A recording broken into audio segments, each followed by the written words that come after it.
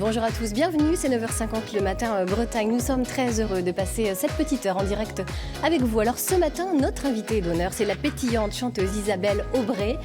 Voyez son grand sourire magnifique, elle le garde en permanence. Grande artiste et interprète des poèmes de Louis Arago.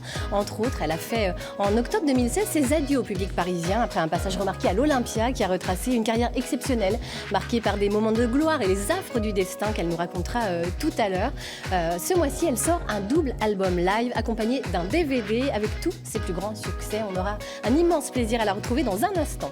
Nous vous donnerons également quelques repères ce matin pour vous aider à adapter la consommation des écrans à l'âge de vos enfants. Nous profiterons pour cela des conseils de notre spécialiste enfance Gwendoline Brahim. Ensuite, comme chaque mardi, notre coup de pouce à des projets 100% bretons, un projet porté par des étudiants de l'université de Rennes 2. Leur projet, une expo et une monographie consacrée à un jeune artiste congolais, Samy Balodji. Elles lancent toutes les deux un appel au financement participatif sur la plateforme Kengo. Et puis nous nous intéresserons aussi, bien sûr, comme chaque mardi, à votre santé. Nous évoquerons une maladie qui fait peur, Alzheimer, la maladie de la mémoire. Quel accompagnement thérapeutique, comment la diagnostiquer et puis peut-on la prévenir? Tout autant de questions auxquelles répondra le professeur Dominique Somme, chef du service de gériatrie au CHU de Rennes, qui sera avec nous dans un instant. Enfin, les gourmets seront ravis. Nous recevrons aussi le journaliste et critique gastronomique François-Régis Gaudry. Il officie entre autres, vous le savez, sur France Inter avec son émission On va déguster. Eh bien, une émission qui se décline aujourd'hui dans un très bel ouvrage qui s'appelle On va déguster la France, une coédition France Inter et Marabout, un gros millefeuille de savoir et de saveurs, 3,2 kg, il le dit lui-même. Il sera en dédicace ce jour à Rennes à 18h à l'Espace Ouest France en partenariat avec la librairie Le Fayère. Sans oublier le débriefing en fin d'émission par la comédienne Catherine Bossard. Voilà pour le menu danse aujourd'hui. Bonjour Isabelle Aubray. Bonjour. Merci d'avoir accepté notre invitation. C'est un plaisir. Partagé, je vous le dis. Alors, vous êtes née à Lille, dans une famille où il y avait 11 enfants. 11 enfants. Incroyable. On ne roulait pas sur l'or. On ne roulait pas sur l'or. Mais vous, l'or, vous l'aviez dans la voix. Oui, je pense que l'or, on l'avait surtout avec des parents merveilleux. Et cette pauvreté, je dois dire, on n'en a pas beaucoup souffert parce qu'on ne se rendait pas compte du manque. On manquait de rien. Ben non. Puisqu'on ne manquait pas d'amour. Voilà, c'est l'essentiel, l'amour, bien sûr. Alors, vous avez une impressionnante carrière de chanteuse et de comédienne. Vous avez été la muse de Jean Ferrat et de bien d'autres. On va essayer d'en savoir plus sur vous. Je vous propose de tirer un premier petit papier. On va voir ce qui va sortir. Alors. Ça devrait vous parler. Gymnastique. Gymnastique. Alors, qu'est-ce que ça évoque pour vous, la gymnastique? Écoutez, ça évoque l'apprentissage de la discipline, de la rigueur, du courage aussi. Quand je regarde le sport, et j'aime beaucoup ça, je suis en admiration parce que, sans doute, l'ayant vécu, l'ayant pratiqué, je sais à quel point il faut travailler pour obtenir le moindre progrès, le plus petit progrès. Il faut du travail pour réussir à faire le grand écart. J'ai l'impression que j'ai mis des mois. Alors, quand vous dites que vous l'avez pratiqué, vous êtes modeste parce que vous avez quand même été championne de France de gymnastique. Oui. Vous aviez 14 ans. Oui, c'est ça. Mais il y a bien longtemps. Pas tant que ça. C'est hier. Alors, ça laisse, vous dites, cette notion de la discipline et que vous avez gardée dans votre carrière après? Oui, bien sûr. Et puis, je crois que ça m'a sauvé la vie aussi. Parce qu'en même temps, parallèlement, pourtant, en principe, c'est pas conseillé, je suivais des cours de danse classique. Donc, il y avait là encore beaucoup de rigueur, beaucoup de travail, tout simplement. C'est le travail, c'est un peu le maître mot. J'ai commencé ma vie en me disant, pour obtenir quelque chose, il faut travailler, il n'y a pas de mystère. Et c'est pour tout pareil. Allez, je vous propose de tirer un deuxième petit papier. Et puis, ça Si, devrait pas prendre le également vous parler, Ah si, c'est le même. je pense. Que va-t-il sortir? Ah, Blanche-Neige. Ah, Alors ça, c'est le premier, certainement le premier joli souvenir. Nous étions allés exceptionnellement, parce qu'évidemment, comme nous étions nombreux, aller au cinéma ensemble, c'était trop cher. Et je ne sais pas comment mes parents avaient fait, toujours est-il que nous sommes allés au cinéma, tous ensemble, pour voir Blanche-Neige. Et vraiment, encore aujourd'hui, je suis persuadée que c'est ce jour-là que j'ai su que ma place, ce serait sur scène, de faire rêver les gens, de leur raconter des histoires. Et d'ailleurs, je crois que c'est à partir de ce moment-là que j'ai commencé à inventer des histoires. vous aviez 4 ans quand vous avez vu Oui, Blanche-Neige. j'avais 4 ans. Et le soir, on dormait à 4 dans le même lit, évidemment, c'était tout petit chez nous. Et donc, dans la même chambre, on était 8. Et je racontais, et j'inventais des histoires. Et j'ai commencé à faire ça très petite, très jeune. Et en fait, à travers les chansons, c'est ce que j'ai continué à faire. Ouais. Je raconte des histoires qui intéressent les gens, qui les regardent, qui les racontent à la limite. Vous êtes presque devenue Blanche-Neige, Isabelle Aubray. Vous restez avec nous. On va rester dans le domaine de l'enfance, Isabelle Aubray. C'est une question que se posent aujourd'hui bien des parents. Combien de temps laisser son enfant devant la télévision ou devant l'ordinateur? Quelques éléments de réponse tout de suite avec notre chroniqueuse Gwendoline Brahim.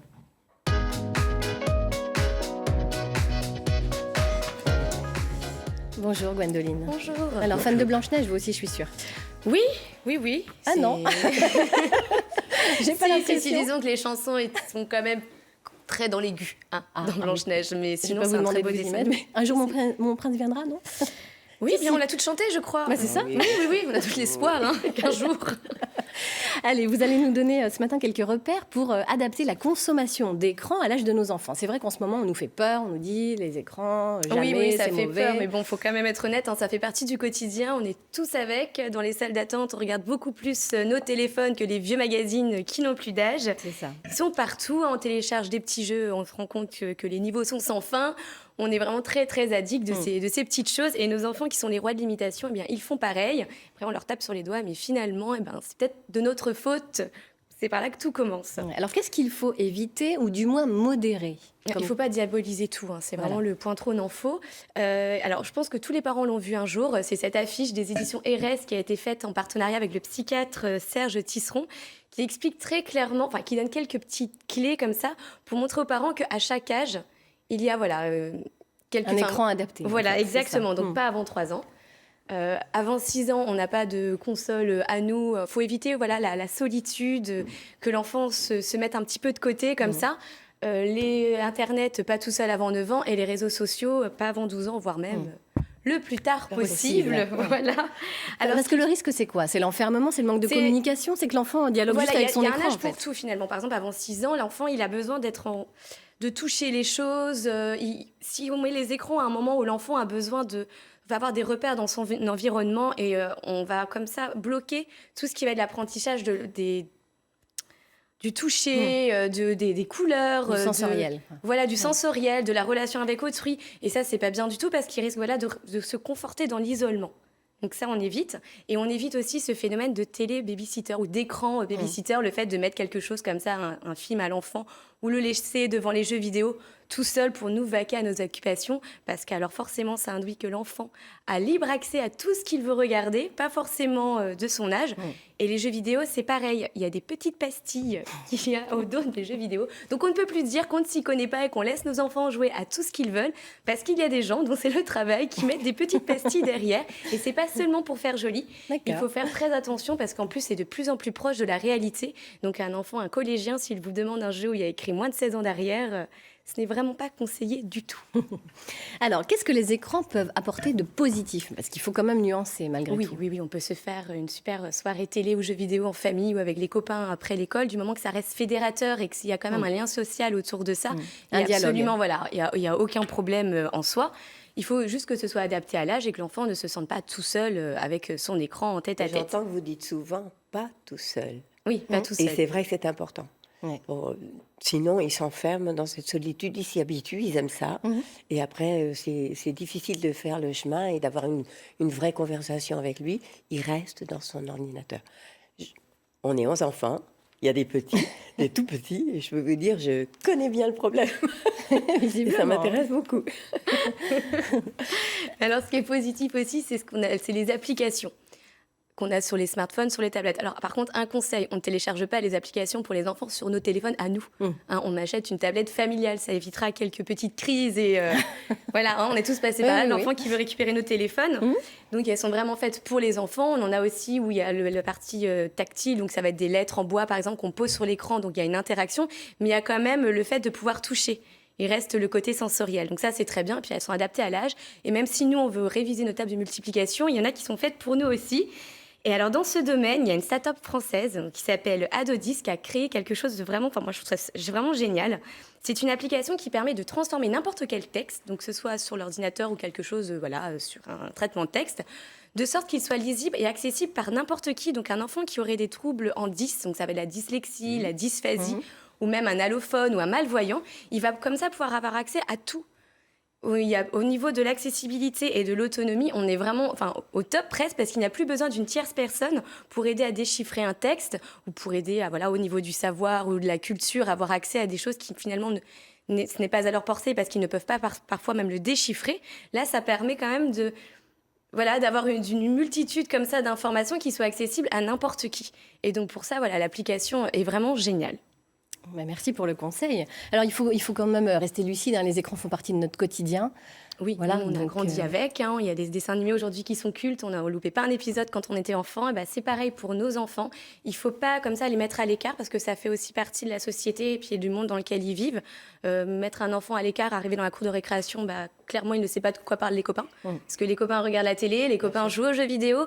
Et lâcher un enfant comme ça dans un monde qu'il ne connaît pas, ça peut être très perturbant. Et finalement, ça fait aussi creuser l'isolement. Donc point trop d'infos, il faut réguler, mais il ne faut pas tout bannir non plus. Merci beaucoup, Gwendoline, pour tous ces conseils. Peut-être que, je vais juste ajouter quelque chose. Peut-être que c'est bien aussi de temps en temps que, en dehors des ordinateurs, en dehors des tablettes et des jeux, il y a aussi des jeux, tout simplement, en famille, qui permettent de s'évader de la tablette. Les sociétés, les livres. Et c'est important, je trouve. Les jeux de société, c'est magnifique, c'est magique, on s'amuse, autant qu'avec la tablette, ça veut dire qu'il n'en faut plus. Exactement. Alors Isabelle Aubray, on va revenir aux écrans, mais vous, c'était le petit écran. On est en 1962 et vous participez à la finale du concours de l'Eurovision. Ah oui. Et là, premier tournant dans votre vie. Racontez-nous. Écoutez, c'est vrai que c'est un grand tournant dans ma vie parce que, d'abord, gagner l'Eurovision, à l'époque, il n'y avait pas autant de téléspectateurs, puisque c'était pas diffusé comme aujourd'hui. Mais ça a été très important et je crois que ce qui a été très important surtout, c'était pour ma famille.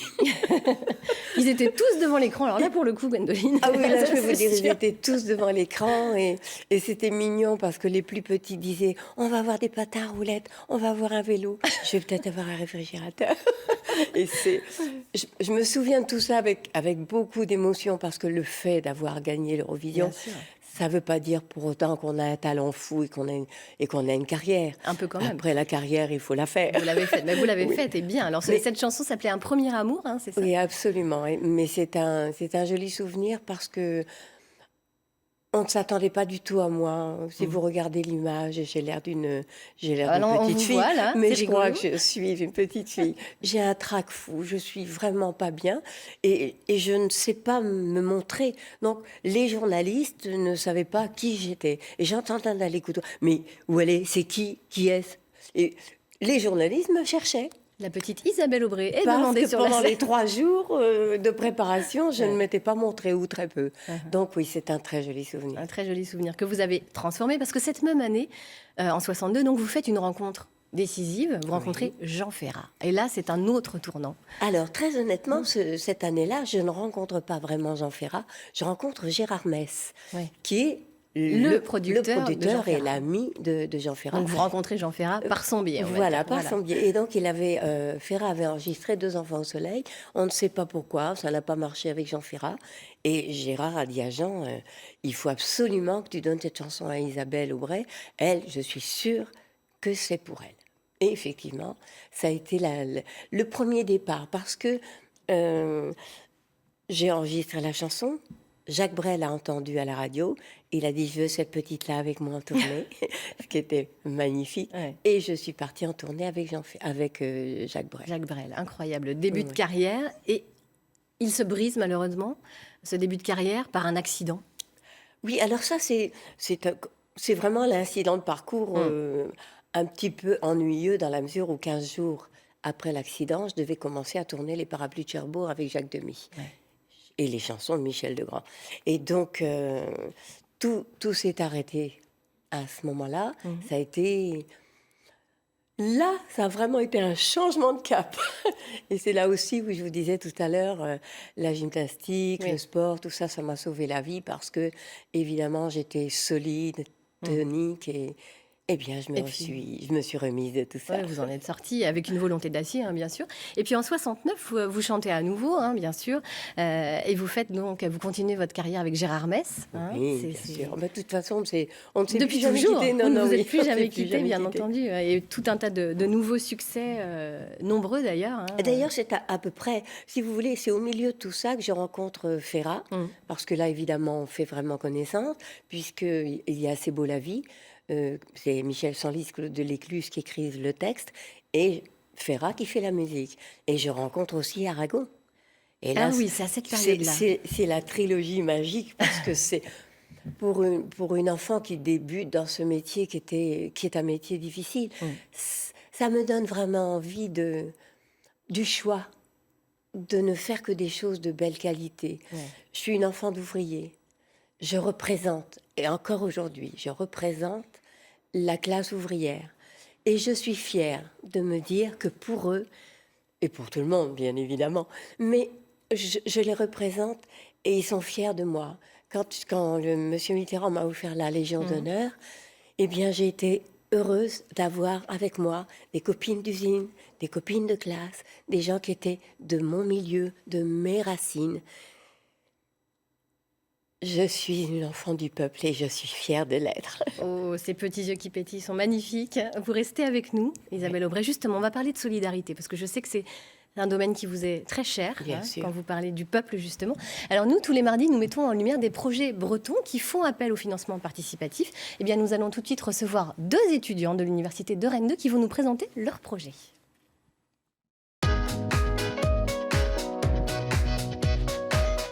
Bonjour, mesdemoiselles. Bonjour Romane, bonjour Léa. Alors vous êtes toutes les 2 étudiantes en Master 2 métiers et arts de l'exposition. Je ne savais pas que ça existait une spécialité sur les arts de l'exposition, mais c'est magnifique. Dans le cadre de votre formation, vous avez donc réalisé une exposition pour de vrai. Cette fois-ci, fini la théorie. Alors, place à la pratique. Quel est le principe de cette exposition? Dites-nous tout. Alors, nous préparons une exposition autour de l'œuvre de Sami Balogi. Et cette exposition exposera des œuvres récentes de l'artiste à partir du 29 mars et jusqu'au 30 avril à la galerie de l'Université Rennes 2, c'est la galerie Art et Essai. D'accord. Alors, quels sont les thèmes qu'il aborde dans ses œuvres, cet artiste-là? Alors Sami Balogi, déjà il faut savoir que c'est un artiste qui est né au Congo, à Lubumbashi, en République démocratique du Congo, et qui travaille aujourd'hui entre Bruxelles et Lubumbashi, sa ville d'origine. Et justement, il s'intéresse à l'histoire de son pays d'origine. Et on peut dire que d'une certaine façon, dans son travail, il réécrit l'histoire, ou il écrit tout simplement l'histoire de ce pays par l'image. C'est pas du tout une écriture au sens premier du terme, c'est plutôt une écriture poétique et plastique qu'on peut voir dans son travail. Et nous, ça nous a permis en fait de découvrir certains éléments de l'histoire qu'on ne connaissait pas forcément. Donc j'espère que le public qui viendra voir l'exposition et qui lira l'ouvrage qu'on va présenter pourra se rendre compte aussi de cette histoire et de l'actualité, parce qu'il lie beaucoup cette histoire à l'actualité récente. Alors, ces œuvres ont fait l'objet de plusieurs expositions, à Bruxelles, où il vit, à Venise, à New York. Et puis là, ce sera la première exposition en Bretagne. Ça vous colle quand même une sacrée pression, ça.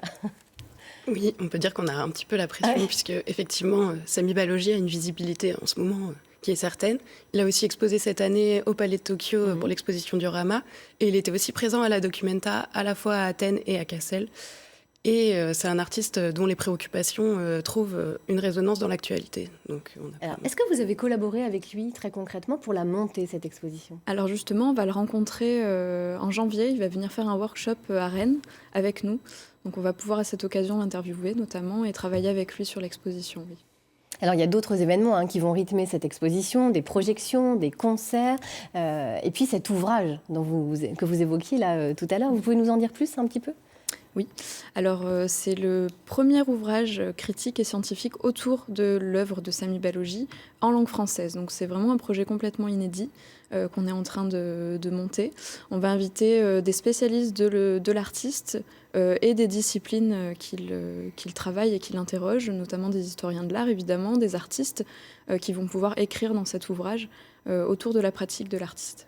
Alors, vous faites appel au financement participatif, justement. À quoi va servir la somme récoltée? Alors, elle servira justement à l'édition et plus particulièrement à la rémunération des auteurs et à la correction de texte. Alors, vous souhaitez récolter combien? Dites-nous tout. On souhaite récolter la somme de 2 000 €. 2 000 € et c'est déjà soumis au financement. Il reste combien de jours pour participer sur la plateforme Kengo? Alors, vous avez jusqu'au 23 décembre pour participer et on est déjà presque à 70% de la somme finale. Eh ben, c'est pas mal. Eh ben, il nous manque les 30%. L'appel est lancé.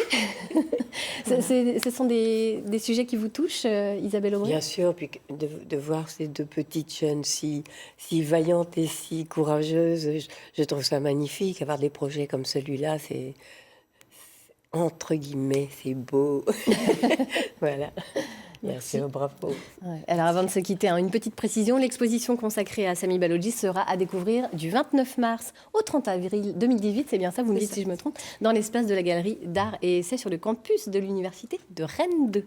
Voilà, écoutez, on espère que ça trouvera un écho auprès de nos téléspectateurs. Voilà, Merci. le site internet kengo.bzh. Merci à toutes les deux. Est-ce que vous êtes gourmandes toutes les trois? Dites-moi. Ah oui. Ah, ça c'est un oui sans aucun doute. Oui. Ouais. Celui qui va nous rejoindre également, assurément, il explore le monde de la gastronomie avec humour, en télé, en radio et en presse écrite. Bref, il est sur tous les fronts pour défendre le patrimoine gastronomique. Et cet homme, c'est François-Régis Gaudry. On le reçoit tout de suite sur le plateau de 9h50 le matin. Bonjour François-Régis. Bonjour. Alors chaque dimanche, vous éveillez nos papilles sur les ondes de France Inter, bien sûr, avec votre émission. On va déguster une émission qui se décline aujourd'hui dans un ouvrage de poids, j'allais dire, parce qu'on va le sous-peser. Attention, combien, dites-moi? Un gros bébé de 3,2 kg. Ah ouais, c'est un beau bébé, ça. Oui, on l'a pesé. C'est effectivement un bébé bien joufflu. Il est pas mal. On va l'évoquer dans un instant, mais avant ça, j'avais envie de vous demander, en écho à Isabelle Aubray, à votre manière, vous défendez aussi la culture, car pour vous, la gastronomie, c'est une culture, on va dire, comestible. Oui, pour moi, c'est de la grande culture, de la culture à part entière. Alors, elle peut être un peu éphémère quand on la mange, mais ça reste en tout cas, notamment pour ce livre qui s'intéresse au patrimoine gastronomique français, à mon avis, une part très importante de notre identité. Et j'ai même la faiblesse de penser, c'est l'une des ambitions du livre, c'est que lorsque l'on mange en France, qu'on s'intéresse à nos traditions culinaires, finalement, on se rend un peu mieux compte de qui on est, de où l'on va. Il n'y a pas du tout de réflexe nationaliste dans ce que je dis. Non, mais c'est une question d'identité, finalement. Absolument, c'est cette idée quand même que la gastronomie, sous toutes ses facettes, a évidemment une portée culturelle très forte. Alors, en 2015, vous publiez, on va déguster une déclinaison papier de votre émission radio. Et puis cette fois-ci, cet automne, on va déguster la France. Oui. Ça, c'est important pour vous. La cuisine française valait ça?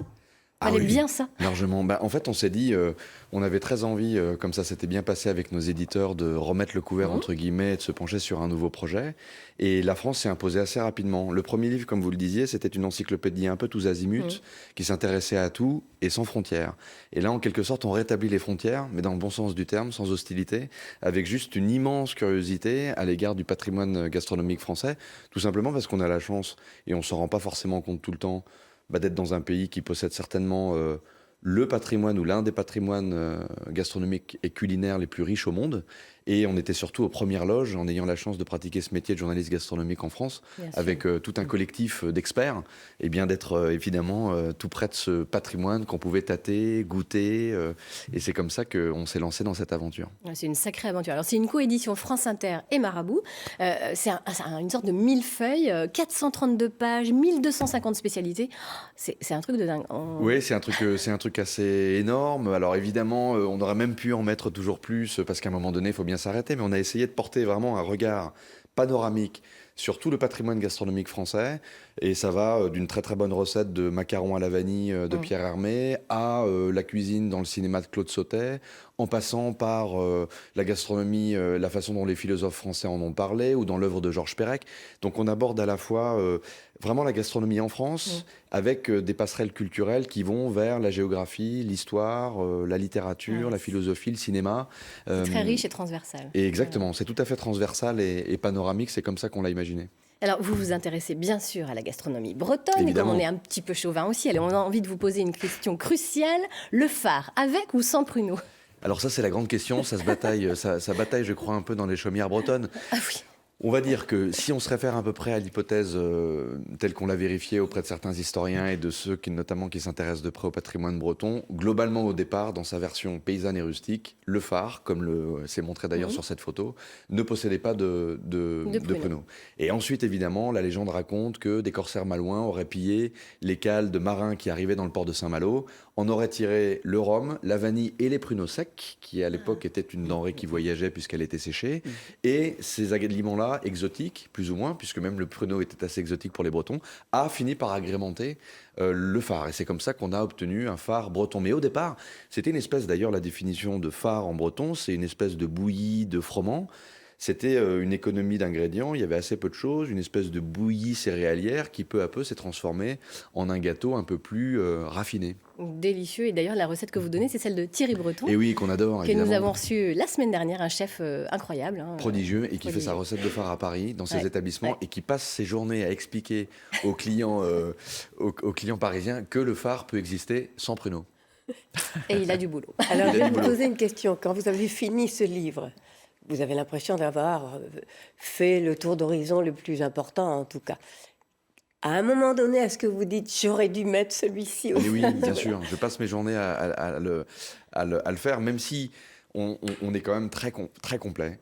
On a beaucoup de spécialités sur toutes les régions, énormément de recettes. On s'est intéressé vraiment à tous les patrimoines, y compris d'ailleurs le patrimoine français d'outre-mer. C'est très important. Nous sommes allés à La Réunion pour, par exemple, parler de la recette du rougail saucisse aux Antilles françaises. On évoque évidemment le féroce d'avocat, le colombo. Voilà. Et c'est vrai qu'on a vraiment essayé de s'intéresser géographiquement à toutes les parties de la France. Après, impossible d'être exhaustif, à moins de faire une dizaine de tomes. Peut-être que c'est peut-être ce qui vous attend. Peut-être que c'est l'étape d'après. Je fais ce parallèle, je vais vous dire pourquoi. C'est que c'est pareil pour un artiste. On parle d'art, là. Je veux dire, l'art de la cuisine, c'est vraiment magique. Bon. Eh bien, pour nous, c'est la même chose. On fait un tour de champ, on le bâtit, et sur une carrière, là, en ce qui me concerne, de 55 ans, Absolument. il n'y a que 33 chansons. Vous imaginez bien qu'en 55 ans, j'ai chanté beaucoup plus. Et c'est la torture. Et les musiciens qui s'en mêlent, Isabelle. Oh non, celle-là, on ne peut pas l'enlever. Ah non, pas celle-ci. Eh ben oui. Et donc c'est forcément réducteur. c'est forcément réducteur. Alors, déjà, vous en avez fait un, c'est magnifique. Réfléchissez à tout ce que vous avez manqué. Il y en aura d'autres, à mon avis, à suivre. Ouais. Alors, vous vous intéressez aussi aux conserveries de sardines. Mais oui. Parce que pour vous, ce sont des pépites en boîte. On peut Exactement. Alors moi, voilà, typiquement, j'ai une passion pour la sardine et on a fait appel d'ailleurs à un Puxi sardinophile. Je ne sais pas si vous savez ce que c'est. Qu'est-ce que c'est que ça? Non. C'est un collectionneur de boîtes à sardines. Il s'appelle Alain Boutin. Il a une formidable petite boutique où il vend sa collection de sardines avec un mur qui est littéralement couvert de boîtes de sardines décorées de cette manière-là parce que l'intérêt de la boîte à sardines, c'est que c'est aussi un formidable support graphique.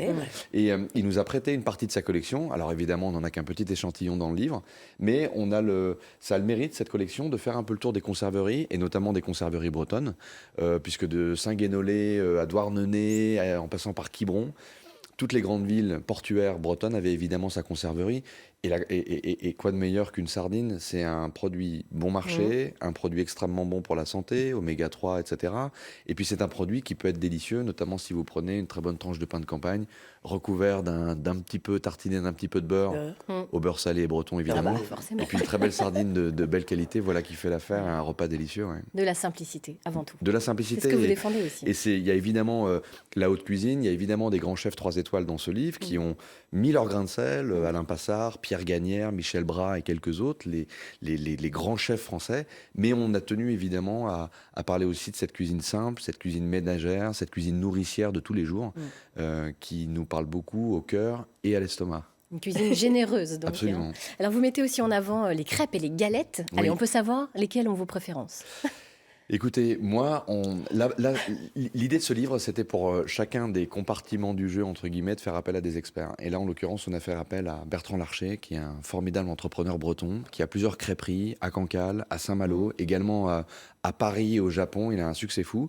Bertrand Larcher a d'ailleurs ouvert un établissement Bretz Café dans le quartier de l'Odéon, qui est un carton à Paris, absolu. Et il nous donne Il y a un sa carton en recette. Bretagne aussi. Absolument, oui, bien sûr. Et il nous donne sa recette alors de galette complète qui est franchement inratable et imparable, Mhm. avec de très bons produits. Et on a également la version sucrée, la crêpe de froment, même si je sais que crêpe peut être du salé, pas très loin de... Voilà, bon, Oui, oui. en tout cas, crêpe et galette, c'est l'affaire de Bertrand Larcher et il s'en occupait de très très belle manière. D'accord. Bah, oui, alors parce que vous n'avez pas travaillé tout seul, c'était beaucoup trop colossal évidemment. Vous vous êtes entouré d'une équipe Oui.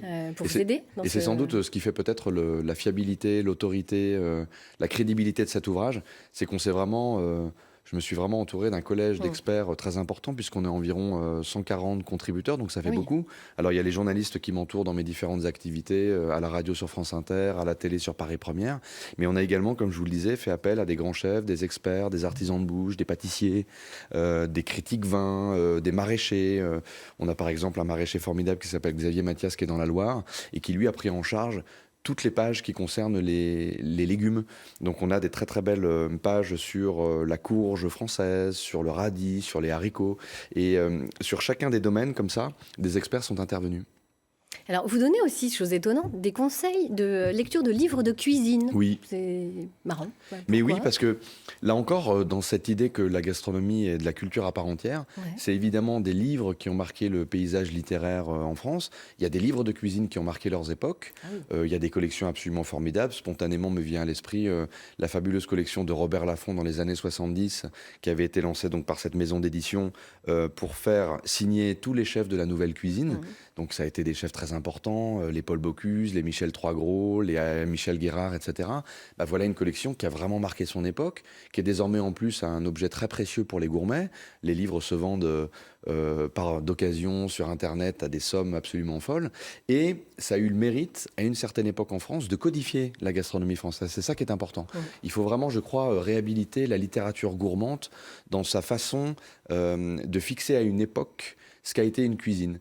Et ça me semble assez important de rendre hommage justement à toutes ces collections et ces livres de cuisine qui ont jalonné des siècles et des siècles de littérature.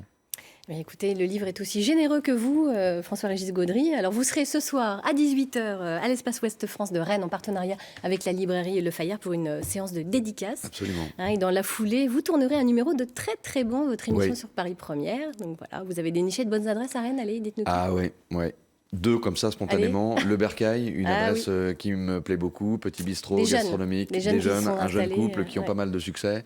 Rue Saint-Melaine Ouais. et qui font un très très bon travail avec notamment un intérêt vraiment porté sur les produits locaux. Et puis également un autre restaurant que je vais faire dont j'ai beaucoup entendu parler, on en entend parler jusqu'à Paris d'ailleurs, c'est Ima, un nouveau restaurant du chef Julien Julien Lemarié. Lemarié. Voilà.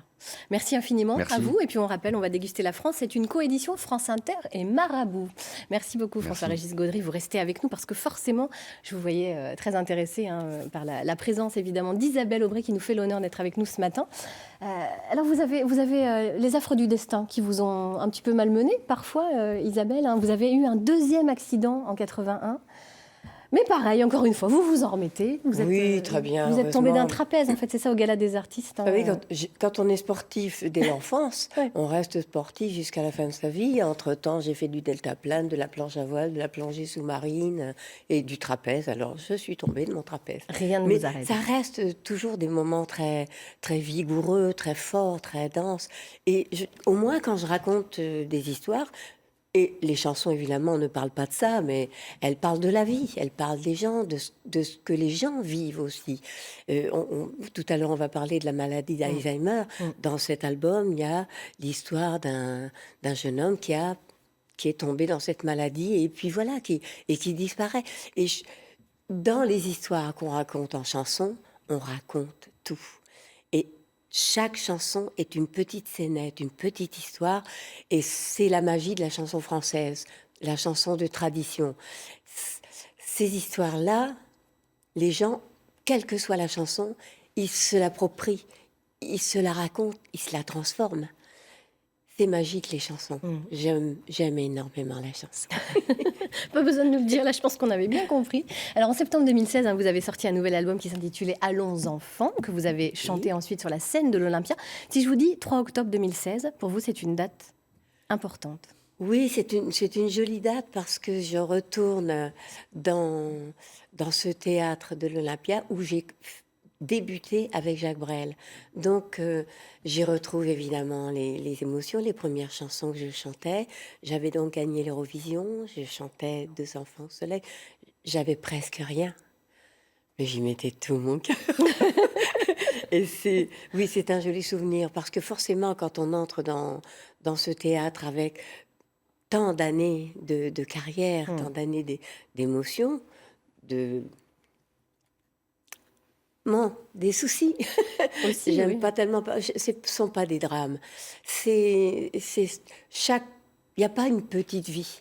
Vous parlez aux gens, moi, à la fin des séances de spectacle, je discute avec les gens. Et vous vous apercevez, quelquefois, je rentre dans ma loge et je pleure sur le chagrin des hommes, sur le chagrin de leur vie. Parce qu'ils ont, à un moment donné, dans une des chansons, celle-là, ah mon Dieu, et elle me rappelle si, et mon mari qui, etc. C'est magnifique. Vous savez, tout à l'heure, je vous disais que j'ai appris à raconter des histoires, à inventer des histoires pour mes frères et sœurs. En fait, j'ai pas changé. Cette petite enfant qui racontait des histoires, quand j'entre en scène et que j'offre aux gens les histoires que les auteurs ont écrites pour moi. D'ailleurs, je voudrais en parler de mes auteurs, parce qu'on a parlé de Ferrat, de Brel, Aragon. C'est la naissance de ma vie. Mais il y a Claude Lemel, il y a Georges Chelon, Guy Thomas, Michel Sanlis qui m'a écrit C'est beau la vie. Et là, sur ce dernier album, elle m'a écrit une chanson formidable. C'est toute une vie sur cet album. Et en plus, les images sont très belles. On va il n'y la a regarder, pas de paillettes, il n'y a pas de strass. C'est tout en simplicité, mais en générosité. Alors, on va regarder tout est simple, justement un extrait de ce concert à l'Olympia du 3 octobre 2016, qui est retranscrit dans cet album dont on parlera tout à l'heure, juste après cet extrait. Puis, on reçoit la lumière, les bras ouverts vers votre amour. C'est tous les soirs, un soir de première. Le seul jardin qui fait la cour, à vous, à moi, c'est l'Olympia. Et je chante, chante, chante, dans l'ombre qui m'enchante, chante, chante, du vers de Judy Garland, de Piaf si petite et si grande. Les souvenirs me font signe sur le boulevard des Capucines. Et je chante, chante, chante, la vie trouble et touchante. Chante, chante, toutes les idées qui me hantent. Et c'est chaque fois un soir de première à l'Olympia. La nuit s'allume de funambules sur le fil des chansons, tendues depuis la scène jusqu'au balcon. Mais rien ne vaut tous vos bravos qui font tenir debout et vont me rendre libre jusqu'au bout avec vous. Et je chante, chante, chante, la vie trouble et touchante. Chante, chante, toutes les idées qui me hantent. Et c'est chaque fois un soir de première à l'Olympia. Chante, chante, chante, la vie trouble et touchante. Chante, chante, toutes les idées qui me hantent. Et c'est chaque fois un soir de première à l'Olympia.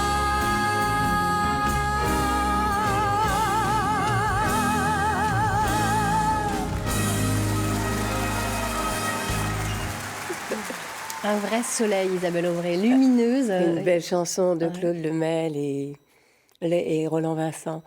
Et pour commencer un tour de chant, c'est toujours difficile. Et là, Claude a écrit un petit sujet pour en fait expliquer. Voilà, je vais vous raconter des histoires, c'est ça. Et ce spectacle, on l'a tourné en une seule fois, une seule prise. Pas, on est des artisans et je veux que les gens sachent que quand on fait quelque chose comme ça, qu'on entre en scène, l'essentiel, c'est d'être là. Tout simplement. Alors, avec les défauts, les qualités, les choses qui, forcément, sur une seule prise et une seule soirée, on a forcément des défauts. Mais ces défauts-là, il faut les laisser parce qu'on est fait de tout ça. Exactement. Et oui, et c'est comme nous ici dans l'émission, voilà, c'est du direct, donc on est des êtres humains, hein, voilà. Alors ce dernier concert, c'était votre radio public parisien, il y avait beaucoup d'émotions, bien entendu. Oui, bien sûr. Hein, et donc en est sorti 7 albums, dernier rendez-vous à l'Olympia. Oui. Qu'est-ce que vous diriez sur cet album? Au-delà du fait que vous y avez mis tout votre cœur, ça c'est certain, il n'y a pas de doute. Eh bien, écoutez, il est totalement sincère, mais de toute façon, c'est vous, ça. ma première qualité. Hein. Je suis quelqu'un qui aime communiquer et qui entre en scène avec cette seule idée. Donner pas du spectacle. Je ne suis pas quelqu'un qui donne du spectacle. Je raconte des histoires, je prends les gens dans mes bras parce que je les aime, que ça fait 55 ans que je fais ça, et que je veux qu'à la fin de cette écoute, ils reçoivent les mêmes émotions que celles que j'ai ressenties. Et il est beau. En plus, je trouve que c'est un spectacle qui se partage. Personnellement, j'ai pas eu envie de le regarder toute seule. Je suis allée à Aix-les-Bains, j'ai pris mes petites sœurs, j'ai voulu ressentir les émotions ensemble. Ça s'écoute ensemble. Et quand on parle de conflit de génération, je suis pas d'accord. Parce que si vous prenez une petite sœur, ou si vous allez avec votre maman ou votre grand-mère, vous regardez quelque chose qui provoque de l'émotion, ça se partage.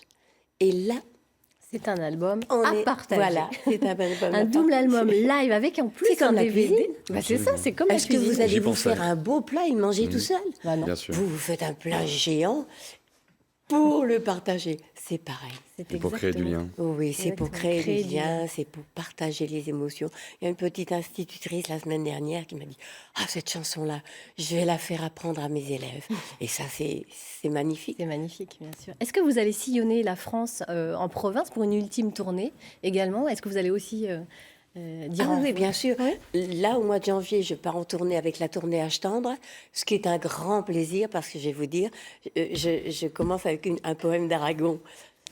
Chanter un poème d'Aragon devant 4000 personnes, c'est magnifique. Chanter La Fanette, qui est un petit bijou Ouais. de délicatesse, devant 4... Je vous assure, je vais me régaler. Mais ensuite, j'emmène ce spectacle dans toute la France, dans tous les théâtres, les petits, les grands, pas les zéniths, parce que c'est trop grand pour moi. Je préfère les petites salles où on communique, où on a... Comme j'aime bien aller dans un petit restaurant, où le chef vient nous dire bonjour. Tout ça, c'est de l'art, c'est de la communication, c'est de l'amour. Et moi, je trouve que sans l'amour artistique vaste, largement, sans l'amour, on n'est rien du tout. On est bien d'accord, Isabelle Aubray. Vous restez avec nous. On va évoquer un sujet qui vous touche. Vous en avez parlé tout à l'heure. C'est la maladie d'Alzheimer. Au-delà des belles rencontres que nous faisons tous les jours dans cette émission, mais nous, on souhaite répondre aux préoccupations de nos téléspectateurs. Et Dieu sait que nombreuses sont les personnes à être touchées par cette maladie. Alors, avant de recevoir un spécialiste dans un instant, on voulait vous proposer un reportage signé Séverine Breton et Marc-André Mouchère. L'expression de la jeune femme est si énigmatique, tous plongent leur regard dans ses yeux et écoutent Marine. La médiatrice culturelle du musée des Beaux-Arts raconte le XVIe siècle, les techniques et la légende de la naissance de l'art du portrait. Eh bien, elle va demander à son amoureux de poser devant le feu et son ombre va être projetée sur le mur. À partir de là, elle va prendre un petit morceau de charbon et elle va en tracer le contour. Donc ça veut dire que quand l'amoureux va partir, il va rester la silhouette de cet homme.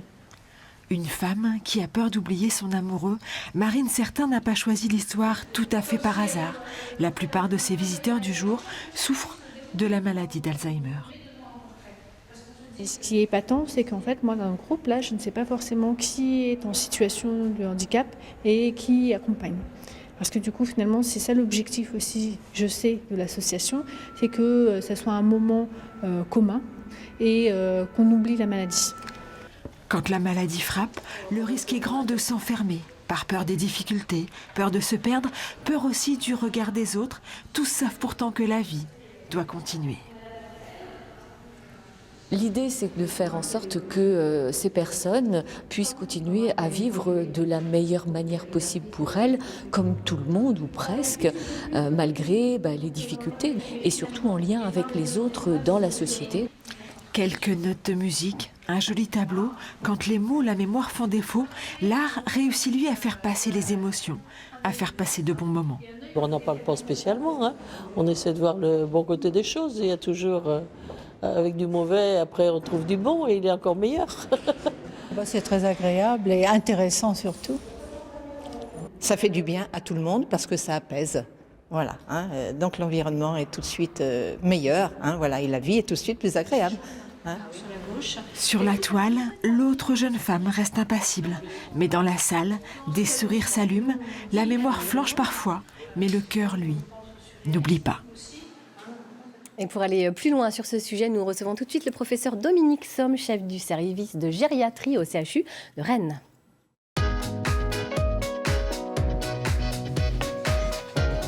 Bonjour professeur. Bonjour. Alors mêler art et maladie comme le propose cette association, est-ce que c'est une belle initiative ? Ah oui, Utile. c'est une initiative très très utile. Je suis un grand fan de ce que fait le Bistrot Mémoire. Je les connais d'ailleurs assez bien. Je participe à leurs activités de temps en temps.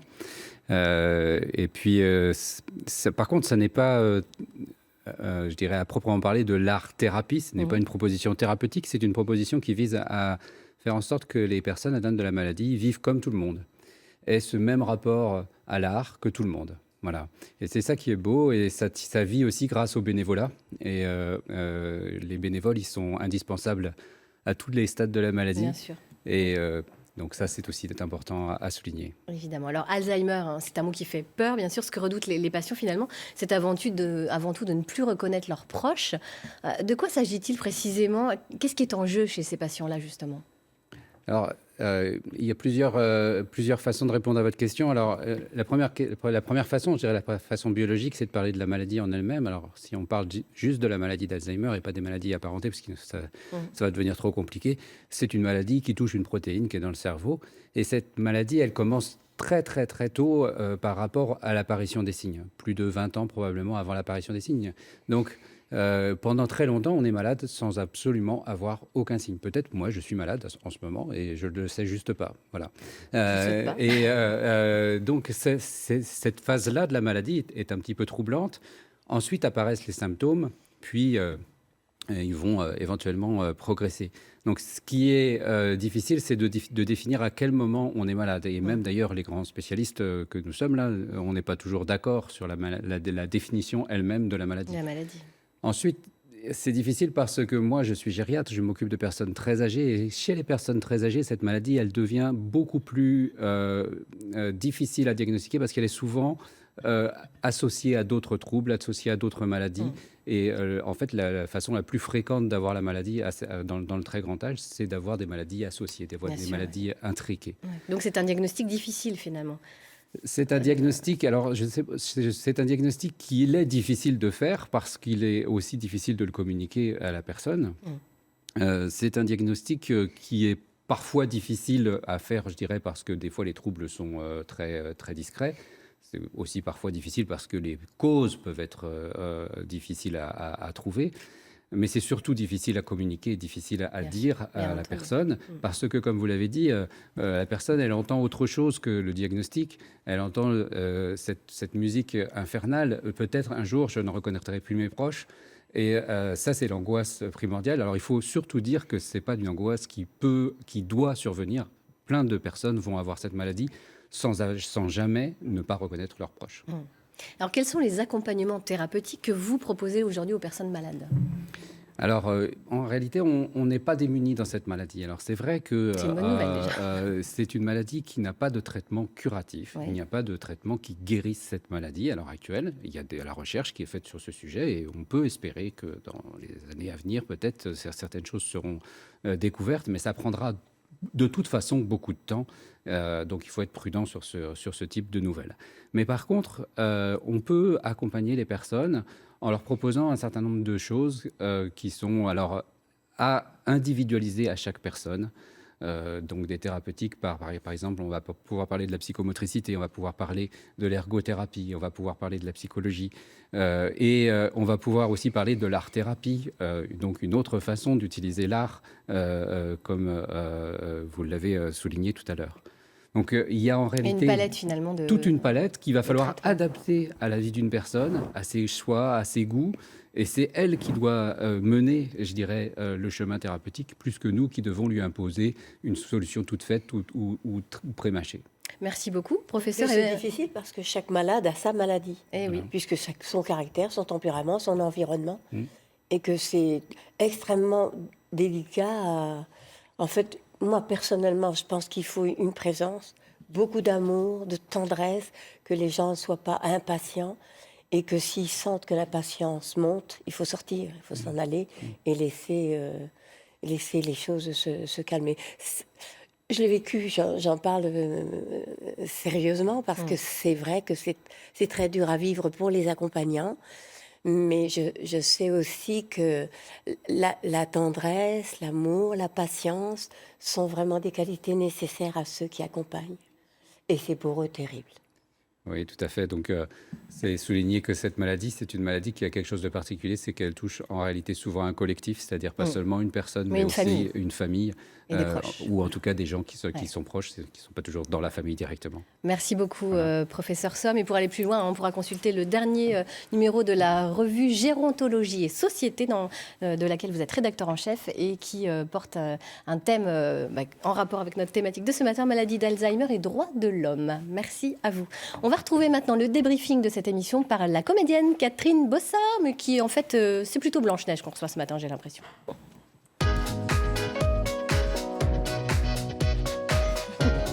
Et bonjour à vous. Bonjour. Bonjour Isabelle, bonjour tout le monde. Bon je sais pas si vous vous rappelez de moi Isabelle, je vous ai fait rêver au cinéma, mais voilà, c'est Blanche-Neige. Vous pouvez le voir, j'ai un peu morflé. C'est ça aussi le show business. Des fois on a un seul succès et puis on fait rien derrière. Moi j'ai rencontré Harvey Weinstein et puis crac, spirale infernale. Les 7 nains me répondent plus au téléphone. Je fais des animations de supermarché et même le parc d'attractions veut plus que je joue mon propre rôle. Alors vous voyez où j'en suis. J'ai dégusté moi aussi, mais pas comme vous François-Régis. J'ai bien dégusté. Alors je rêvais toujours d'une carrière comme la vôtre, quoi, de se porter bien. Mais bon, c'est exceptionnel ça. Le prince, il est jamais venu. En tout cas, il est vite reparti avec le chien et la secrétaire. Non, vraiment, c'est pas facile. C'est pas facile. Les enfants sont sur Candy Crush, ils m'ont oublié. Les aînés, ils ont tendance à m'oublier aussi, vous en parliez, professeur. Mais du coup, j'ai décidé de vous faire un petit cadeau, un petit verre d'Aragon. Mais bon, on en parlera après. En tout cas, au plus noir du malheur, je porte le soleil. C'est un peu vous, Isabelle, aujourd'hui. Merci. Merci Blanche-Neige. Merci beaucoup à tous. Merci Isabelle Aubray d'être venue illuminer ce plateau ce matin. Ça a été un plaisir, merci beaucoup. J'ai rencontré des gens formidables. Eh bien, écoutez, plaisir partagé. Merci à tous. Belle journée. On se retrouve jeudi. Notre invité fil rouge, ce sera Clémentine Célarié. Et puis demain, un best-of consacré au voyage. Belle journée. Au revoir.